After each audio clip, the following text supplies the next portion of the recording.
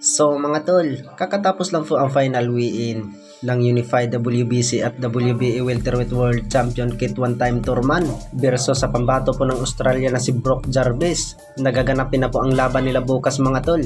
Ay tumimbang itong si Kit One-Time Turman na 153.8 pounds at si Brock Jarvis naman mga tol ay 153.8 pounds, ay parehong pasok to sa 154 pounds sa Super Welterweight Division. Kaya tuloy-tuloy na po ang bakbakan nila bukas.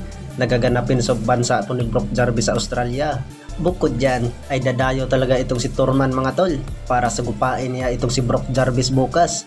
At inasar pa nga ni Turman mga tol ay parang robot daw maglakad itong si Brock Jarvis. Samantala ay bumanat nga itong si Brock Jarvis mga tol na kaya daw niyang patulugan itong si Turman bukas. Dagdag pa nga ni Jarvis mga tol, sa loob daw ng 12 rounds bugbugin daw niya itong si Turman. Bukod dyan ay dagdag pa nga ni Brock Jarvis mga tol na ipapakita daw niya bukas kung gaano siya kagaling at malakas, na ipapakita niya sa karamihan na dudurugin niya itong si Kit Turman. Sa kabilang banda naman mga tol ay alam po ng karamihan na binitawan na po ang ating pambatong former 3 Division World Champion angas ng Pinas Jandrel Casimero sa kanyang promoter po ng Treasure Boxing Promotion na si Masayuki Ito. Natatandaan po natin mga tol na sinabi po sa kanyang promoter po ng angas ng Pinas na si Masayuki Ito noon na gustong itapat itong si Cuadro Alas sa Mexican World Champion Luis Pantera Neri dahil ay pareho daw malalakas.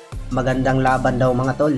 Bukod dyan ay natatandaan rin natin mga tol na matagal na din nag-alitan po ang dalawa na si Cuadro Alas at si Luis Pantera Neri, pero nakapaghinayang talaga mga tol dahil hindi po natuloy po ang laban nila ni Cuadro Alas versus Neri dahil po ay binitawan na po itong si Cuadro Alas sa kanyang promoter na si Masayuki Ito. Ano kaya sa tingin niyo mga tol?